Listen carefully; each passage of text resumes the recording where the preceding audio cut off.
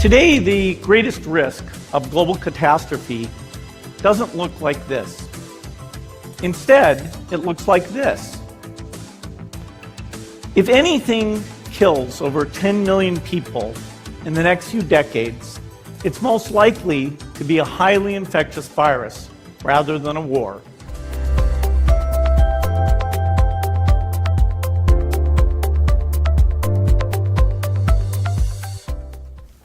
안녕하세요. 질병코드 사용설명서 강좌의 이로운 소장입니다. 이번 강좌부터는 본격적으로 KCD 분류 기준에 따른 각 코드별로 나누어 차례대로 학습을 해보기로 하는 첫 번째 시간입니다.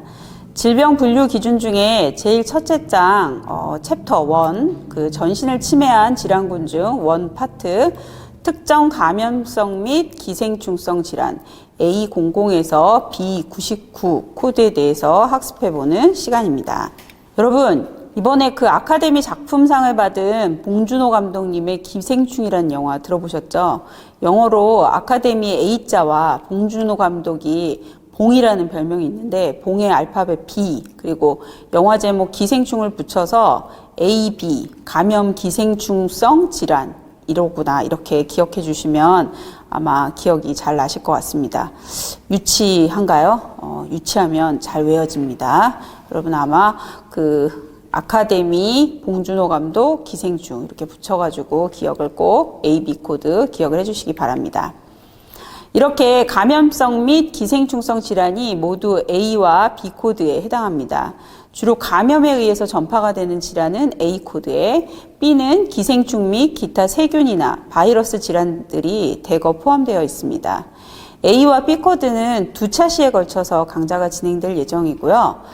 이번에는 그러면 주로 A00에서 A99 코드 중에서 보험약관에서 주로 보장되는 질병들은 어떤 것들이 있는지 한번 학습해 보겠습니다.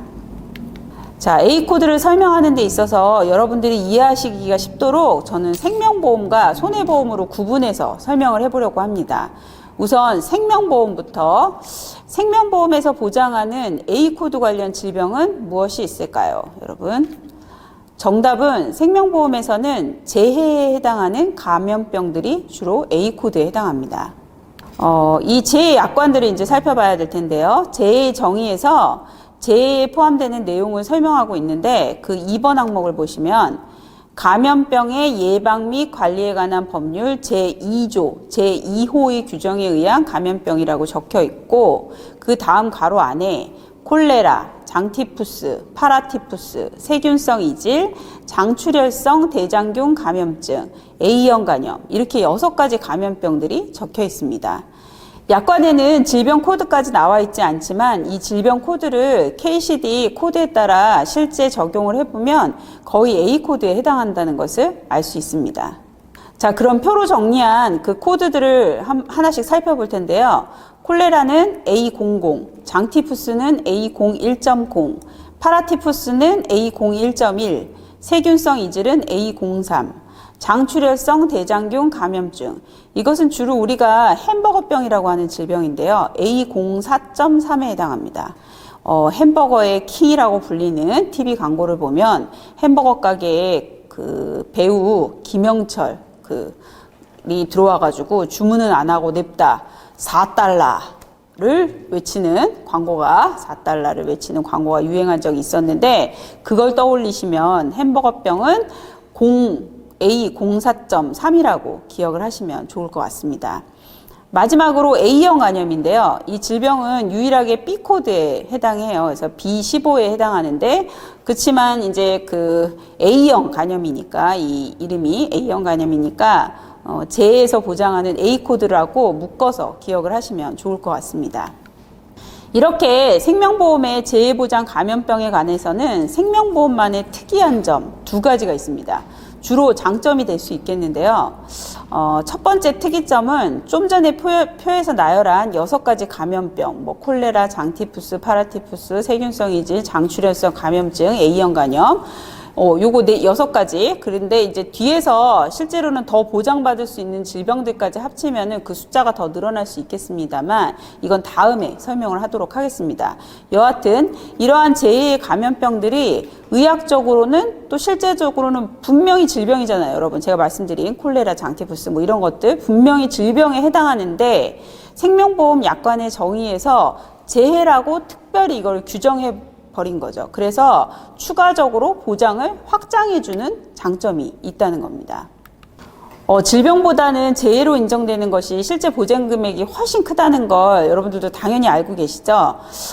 나는 재해 특약 같은 건 빼고 설계하는 스타일이다. 뭐 이러시면은 제가 할 말이 없습니다만, 다시 정리를 하면 생명보험에서는 재해 약관에 규정한 이런 1급 감염병들은 의학적으로는 실제로 질병이지만 재해에 포함시켜서 그 보장 금액을 더 확대해 준다. 이런 강점을 가지고 있다는 걸로 정리를 하시면 되겠습니다.